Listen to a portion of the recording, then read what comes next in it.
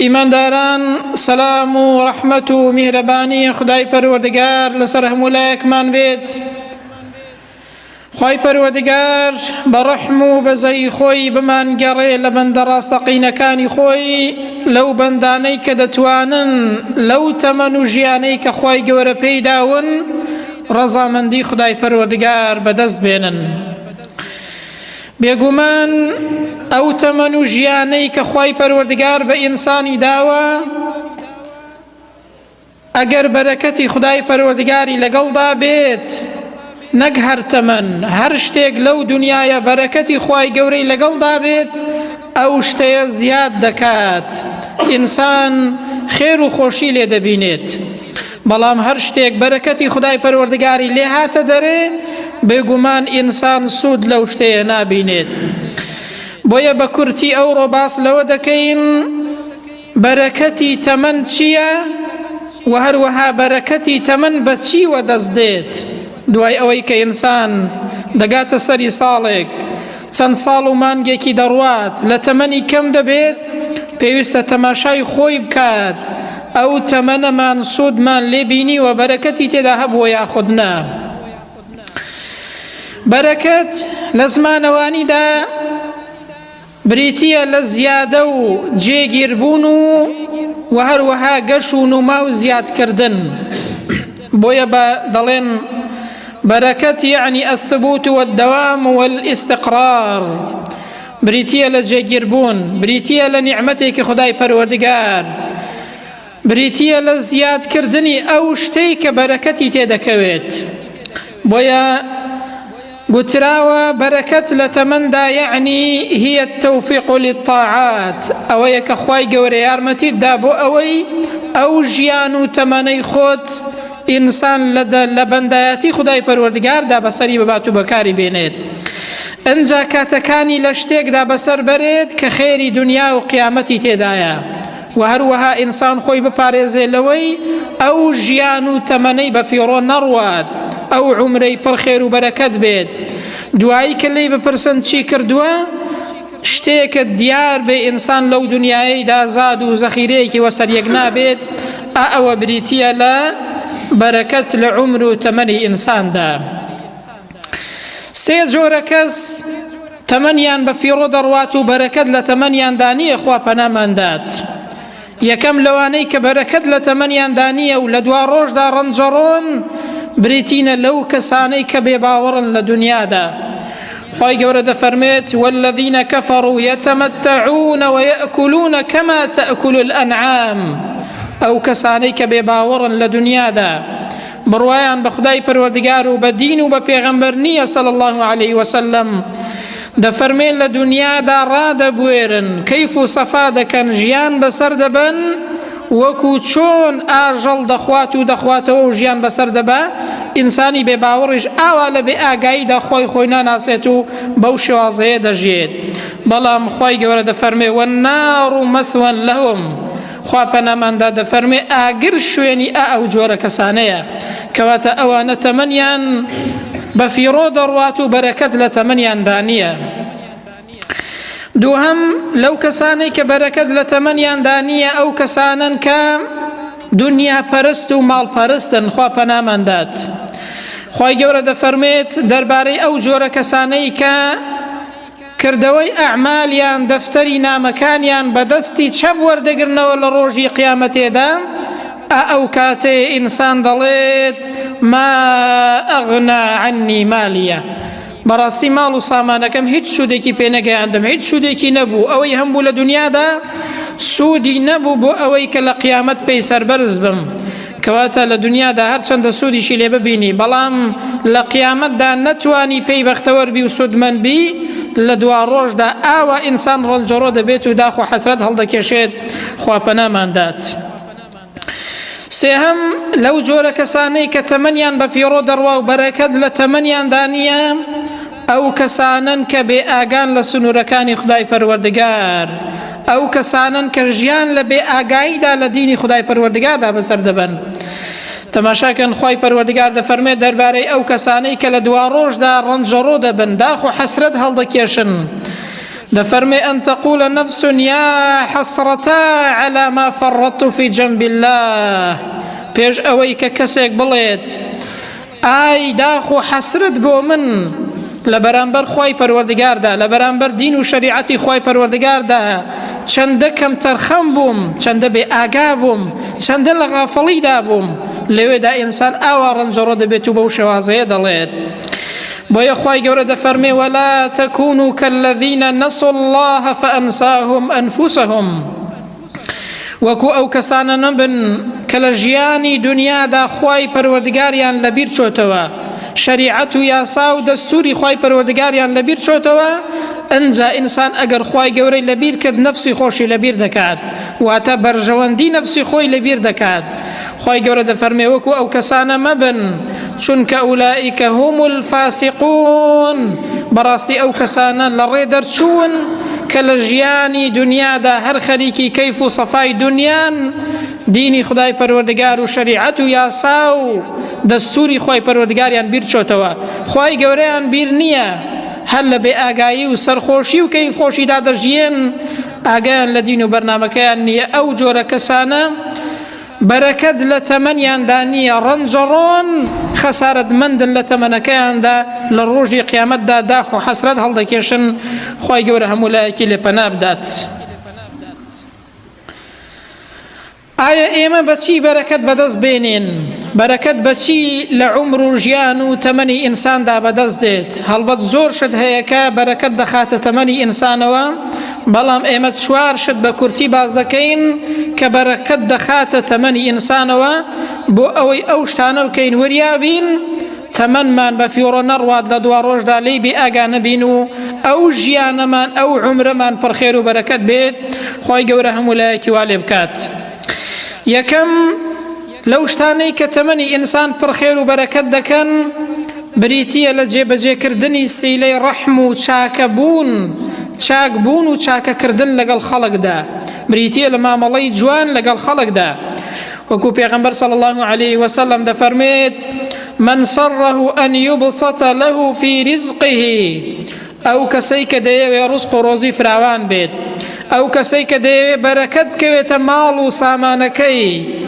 ئەو ينسأ له في أثره یان دەیەوێ ژیان و تەمەن و عومری پڕخێر و بەرەکەت بێت دەیەوێت تەمەنی درێژ بێت پڕخێر و بەرەکەت بێت سود لە تەمەنەکەی ببینێ لە تاعەت و عیبادەتیدا بەکار بێنێت لە دوا ڕۆژدا لێی پەشیمان نەبێ پێغەمبەر دەفەرمێ صلی الله عليه وسلم فليصل رحمه با ئەو کەسە سیلەی ڕەحم جێبەجێ بکات لەگەڵ خزم و کەس و کار و ناسیاوەکانیدا ئەو کەسەیەی کە سیلەی ڕەحم جێبەجێ دەکات پێغەمبەر دەفەرمێ صلی الله عليه وسلم دەبێتە مایەی ئەوەی کە ڕزق و ڕۆزی بەرەکەتی تێبکەوێت و ژیان و عومرەکەی بەرەکەتی تێبکەوێت دووهەم لەو شتانەی کە بەرەکەت لە عومر و ژیانی ئینساندا پەیدا دەکەن بریتیە لە خوێندنی قورئان و کارکردن بە قورئان خوای گەورە دەربارەی قورئان دەفەرمێت وهذا كتاب أنزلناه مبارك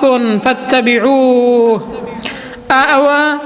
أو قرآن كتابك إما بومان دابزاندون أو قرآن بيروزا برف خير وبركته چونکە ئەوەی کە دەستی پێوە بگرێت کاری پێ بکا بیخوێنێت لێی شارەزا بێت دەبێتە مایەی ئەوەی کە بەرەکەت لە ژیان و لە عومریدا پەیدا بێت دەبێتە مایەی سوودی دنیا و قیامەتی بۆیە خوای گەورە دەفەرمێ فاتبعوه شوێنی ئەو قورئانەیە بکەون واتقوا لعلكم ترحمون پارێز لە سنوورەکانی خدای پەروەردگار بکەن بەڵکو خوای گەورە ڕەحمتان پێ بکات و بەزەیی پێتان دابێتەوە ولا فرمايشتكي دي كذا كإمام مسلم رواياتي كردوها بيغمبر دفرمي صلى الله عليه وسلم اقرأوا سورة البقرة سورة بقرة بخوينا لما لكت دابا سورة بقرة بخوين دريت اگر بخود نايزاني با تلفزيون كد لسر سورة بقرة بيتو سورة بقرة لما لكت دابا بخوين دريت برام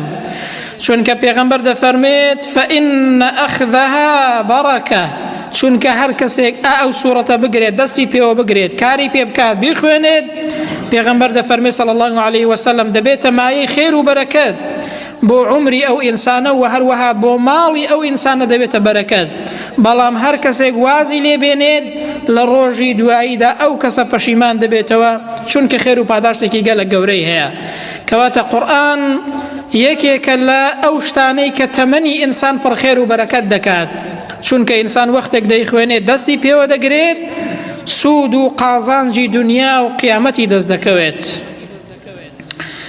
سێهەمین لەو شتانەی ژیانی ئینسان و عمری ئینسان پڕ خێر و بەرەکەت دەکەن بریتیە لە خۆپاراستن لە گوناه و تاوان، وازهێنان لە گوناه و تاوان.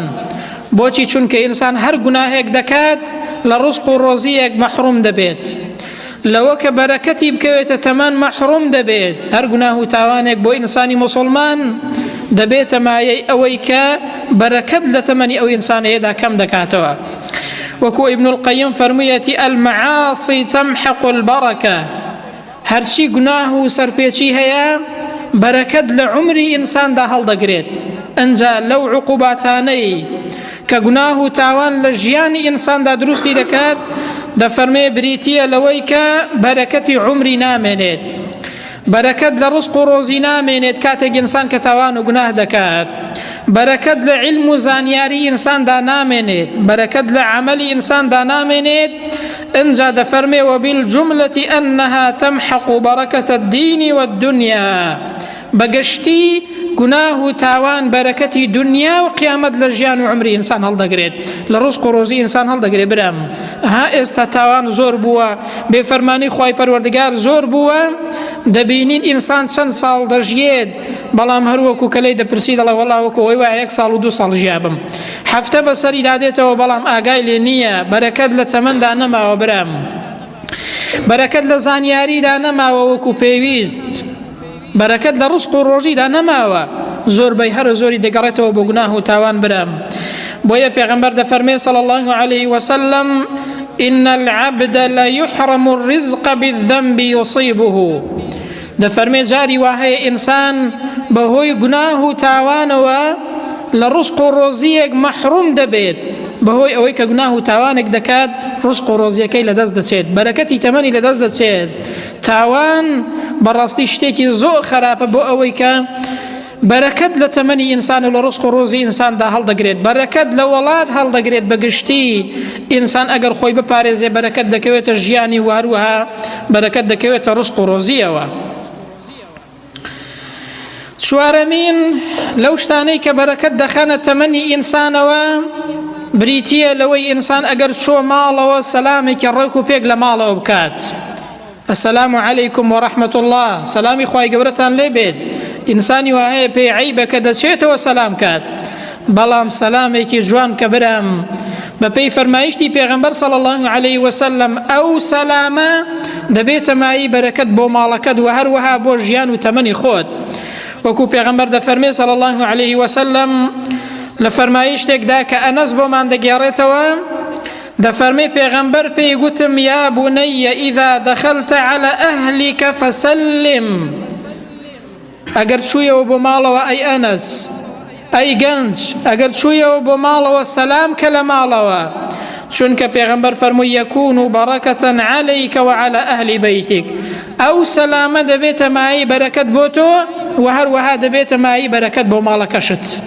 سەلامکردن یەکێکە لەوانەی کە بەرەکەت لە تەمەنی ئینسان و هەروەها لە ماڵی ئینساندا پەیدا دەکات. کەواتە ئەو چوارانە بەرەکەت لە عمر و ژیانی ئینساندا پەیدا دەکەن، ئینسان پێویستە دەستیان پێوە بگرێت. ئەنجا با چەند نمونەیەک بێنینەوە لەسەر ژیانی پیاوچاکان ئەوانەی کە تەمەنیان پڕ خێر و بەرەکەت بووە، بۆ ئەوەی چاو لەوان بکەین، بۆ ئەوەی تێبگەین بەرەکەتی تەمەن بریتیە لە چی برام. ئەگەر ئینسان بە تەمەنی پڕ خێر و بەرەکەت بوو ئایا چ کار و کردەوەیەک دەکات و چۆن خوای گەورە لێ ڕازی دەبێت، بە کاتێکی زۆر کەم کردەوەیەکی گەلێک زۆر ئەنجام دەدات. سعدی کوڕی معاز یەکێک لە هاوڵانی پێغەمبەری خوای صلی الله عليه وسلم لە کاتێکدا کە موسڵمان بوو کە گەورەی قەومەکەی خۆی بوو، لە مەدینە کە موسڵمان بوو چۆ لای قەومەکەی، بە قەومەکەی گوت ئەمن چۆن دەبینن؟ هەمویان گوتیان وەڵا ئەتۆ گەورەی ئێمەی و سەیید و گەورەی ئێمەی، ئەتۆ برا گەورەی ئێمەی و بە برا گەورەی خۆت دەزانین. فەرمووی قسەم لەسەرتان حەرام بێت هەتاوەکو هەر هەمووتان مسلمان نەبن، هەمووتان دەبێت مسلمان بن. ها برام ئینسانی مسلمان ئاوایە کە مسلمان بوو ئەو دڵ و ئیمانەی لێی ناگەڕێت تەنها بۆ خۆی ئیمان بێنێ، بەڵکو هەوڵ دەدا کە دەوروبەرەکەشی چاکات و مسلمان کات. بۆیە قەومەکەی هەموویان بەهۆی سەعدی کوڕی معازەوە مسلمان بوون. یەکێکی دیکە لە هەڵوێستەکانی سەعدی کوڕی معاز ئەوە بوو کە لە جەنگی بەدردا کاتێک پێغەمبەر صلی الله عليه وسلم مەشوەرەتی پێکردن، سەعد وەکو گەورەی قەومەکەی هەستایەوە گوتی ئەی پێغەمبەری خوای صلی الله عليه وسلم، ئێمە ئیمانمان بە تۆ هێناوە، ئێمە ئەتۆ بەڕاست دەزانین و بەڕاستمان زانیوی، ئێستاش بڕۆ بۆ هەر شوێنێک ئێمە لەگەڵت داین دڵنیا بەجێت ناهێڵین، بۆ هەر شوێنێک بڕۆی ئێمەش لەگەڵت داین و وەکو بنو ئیسرائیلەکان بە تۆ ناڵێن. بەو هەڵوێستانە سەعدی کوڕی معاز ڕەزا و ڕەحمەتی خوای پەروەردگاری لێ بێت لە تەمەنی 30 ساڵیدا مسلمان دەبێت، لە تەمەنی گەنجێتیدا تەمەنی 30 ساڵە کە مسلمان دەبێت، بەڵام کاتێک کە وەفات دەکات تەمەنی 36 ساڵە، واتە 6 ساڵ لە ناو ئیسلامەتیدا ژیاوە. بەڵام بزانە تەمەنی چۆن پڕخێر و بەرەکەت دەبێت لە کاتێکدا کە دەمرێت بەپێی فەرمایشتی پێغەمبەر صلی الله عليه وسلم لە خۆشحاڵی لە ڕوحی سەعد عەرشی خوای پەروەردگار دەلەرزێت. الله ئەکبەر، عەرشی خوای پەروەردگار لە خۆشی ئینسانێکدا کە 6 ساڵ تەمەنی لە ناو مسلمانەتیدا بووە. بەڵام جوبرائیل هات فەرمووی ئەی محەممەد صلی الله عليه وسلم بزانە کێ مردووە؟ عەرشی خوای پەروەردگار لەرزێ لەبەر خۆشی لە پێشوازی لە ڕوحی سەعد بە 6 ساڵ تەمەنی برام. ئەنجا 70,000 مەلائیکەت بەشداری لە ناشتنی تەرمی سەعدی کوڕی معازدا کرد. چەند فریشتانێک هات نەخوارەوە کە هەرگیز پێش ئەوە نهات بوونە خوارەوە دانە بەزی بوون بۆ سەر زەوی، بەڵام بۆ ناشتنی تەرمی سەعد هات نەخوارەوە بە 6 ساڵ تەمەنی مسلمانەتی برام. ئەنجا تەماشا دەکەی تەمەنی بەو شێوازەیە پڕخێر و بەرەکەت دەبێت. بە 6 ساڵی تەمەنی ئەوە کاتێک کە دەمرێ پێشوازی لێ دەکرێت بەو شێوازەیە. ئەنجا گۆڕەکەی بۆنی میسکی لێ دێت بەرام، تەمەنی پڕخێر و بەرەکەت بوو. بە 6 ساڵ توانی ئەبەو شێوازەیە و بەو سەربەرزیە بمرێت برام. ئەوە بریتیە لە بەرەکەتی تەمەن، کەواتە تەمەن بە زۆری و ژیان نییە، بەڵکو بەوەیە ئینسان چی لە دوای خۆی بەجێ دێڵێت، بەڵکو بەوەیە ئینسان شوێن دەستی چەندەیە لەو دنیاەدا، بەڵکو بەوەیە ئینسان کار و کردەوەی چۆنە لەو دنیادا برام. ئەنجا ئینسان وەختێک فیداکاری لە پێناوی دینی خوای پەروەردگاردا دەکات تەمەنی پڕخێر و بەرەکەت دەبێت، وەکو چۆن هاوڵانی پێغەمبەر صلی الله عليه وسلم بەو شێوازەیە بوون. دووهەمین لەو کەسانەی کە تەمەنیان پڕخێر و بەرەکەت بووە عومەری کوڕی عەبدولعەزیز کاتێک کە دەبێتە خەلیفەی مسلمانان تەماشا دەکەی لە مودەت و کاتێکی زۆر کەمدا چەند گۆڕانکاریەک دەکات. یەکەم لەوانە لە خۆیەوە دەستی پێکرد هەرچی زەیر و پارە هەبوو لە ماڵەوە هەمووی بردەوە سەر بەیت الماڵ، لە خۆیەوە دەستی پێکرد هەرچی ڕێ و ڕسم هەیە کە مەسروفاتێکی زیادە هەیە هەمووی قەدەغە کرد، موچەی فەرمانبەرانی زیاد کرد، بازرگانی لە کاربەدەستان قەدەغە کرد، ماڵ داگیرکردنی لە کاربەدەستان قەدەغە کرد، هەرچی گەنج هەبوو ژنی بۆ هێنا و پارەی ژن خواستنی بۆ دابین کرد. ئەنجا ئەوەندە ڕزق و ڕۆزی زیاد بوو لە سەردەمی عومەری کوڕی عەبدولعەزیزدا گوتیان قوربان دەغڵ و دان و گەنم لە هەموو کەسێک زیادەیە، کەس پێویستی پێی نەماوە. گوتی بڕۆن لە ڕۆژێکدا کە بەفر دەبارێت لەسەر چیاکان گەنم ڕۆکەن بۆ ئەوەی باڵندەیەک بەبێ ڕزق و ڕۆزی نەمێنێتەوە، ئەو ڕۆژەی کە بەفر دەبارێت با باڵندەکان ئەو گەنمەیە بخۆن. ئەوە لە چەند ساڵدا ئەوەی کرد؟ لە 2 ساڵ و نیودا ئەو هەموو گۆڕانکاریانەی کرد برام. ئەوە تەمەن پڕخێر و بەرەکەت بوونە. ئەوەیە بەرەکەت لە تەمەندا لە 2 ساڵ و نیودا وای کرد کە هیچ کەسێک پێویستی بە احتیاجی بە هیچ ماڵ و سامانێک نەمێنێ برام. ئەو هەموو گۆڕانکاریانە لە 2 ساڵ و نیودا. ئینسان ئەگەر نیەتی گۆڕانکاری هەبێت، ئەگەر لە خۆیەوە دەست پێ بکات، ئەگەر نیەتی بێت چاکسازی بکات، ئەوەندەی ناوێت چەند ساڵێک خەڵک بێنی ببەی هەر ساڵ و قسەیە بکەی و کەچی هیچی ڕاست نەبێت. بە 2 ساڵ و نیو ئینسانێکی ئیماندار دەست بەدەست نوێژ مسلمان خاوەن ئیمان ئەو هەموو گۆڕانکاریانەی کرد ئەوە بریتیە لە بەرەکەتی تەمەن برام. سێهەمین و کۆتا هەمین کە بە نمونەی بینینەوە لەسەر ئەو کەسانەی کە ژیانیان پڕ خێر و بەرەکەت بووە.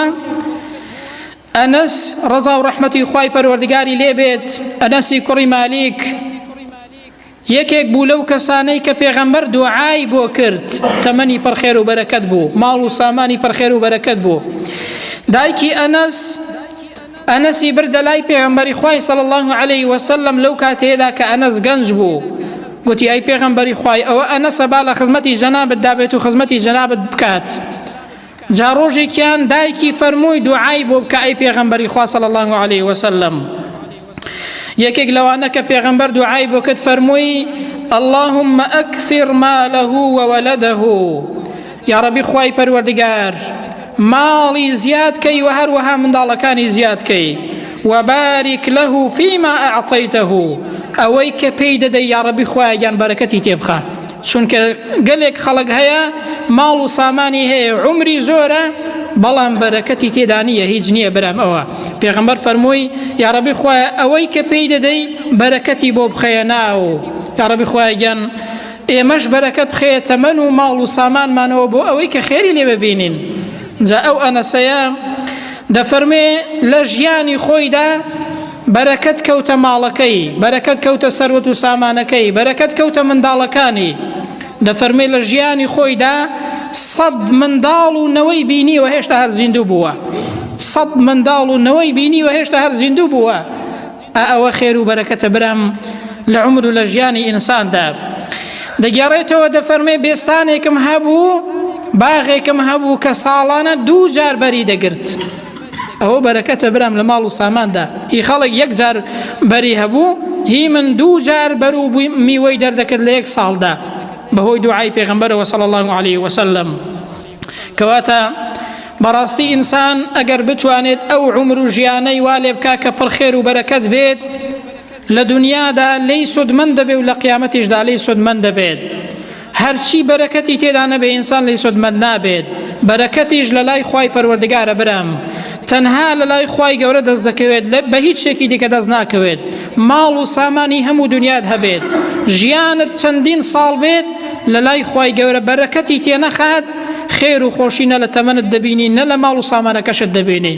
کەواتە ئەوە پێمان دەڵێ ئینسان ڕوو بکاتە خوای پەروەردگار، ئینسان ڕوو بکاتە دینی خوای پەروەردگار، ڕوو بکاتە عەمەلی ساڵح و کردەوەی باش، ڕوو بکاتە قورئان بۆ ئەوەی تەمەن و ژیان و ماڵ و سامانی پڕ خێر و بەرەکەت بێت. ئێمەش دوعا دەکەین و دەپاڕێنەوە دەڵێن یا ڕەبی خوایە گیان بۆ خاتری ناوە جوان و سیفەتە بەرزەکانی خۆت کەی وامان لێ بکەی لەو کەسانەمان بگێڕی کە تەمەن و ژیانیان پڕ خێر و بەرەکەت دەبێت، کە سوود لە تەمەنی خۆیان دەبینن و تەمەنەکەیان بە فیڕۆ ناڕوات. لەو کەسانەمان گێڕی کە لە ڕۆژی قیامەتێدا لە تەمەن و عمری خۆیان پەشیمان نین، داخ و حەسرەت هەڵناکێشن، بڵێن تەمەنمان بە فیڕۆ ڕۆیشت و هیچمان نەکرد. یا ڕەبی خوایە گیان خێر و بەرەکەت بخەیە تەمەنمانەوە، خێر و بەرەکەت بخەیە سەروەت و سامان و ماڵمانەوە، خێر و بەرەکەت بخەیە وڵاتمانەوە، بۆ ئەوەی کە لە دنیادا بەختەوەر بین و لە قیامەتیشدا سەربەرز بین. یا ڕەبی خوایەگیان بە ئیمانەوە بمان ژێنی، بە ئیمانەوە بمان برێنی. یا ڕەبی خوایەگیان لەگەڵ پێغەمبەر و پیاوچاکان لە ڕۆژی قیامەتدا حەشەرمان کەی و کۆمان کەیەوە. آمین آمین. أقول قولي هذا وأستغفر الله لي ولكم، وبعد أعوذ بالله من الشيطان الرجيم. ربنا آتنا في الدنيا حسنة وفي الآخرة حسنة وقنا عذاب النار. اللهم آمين.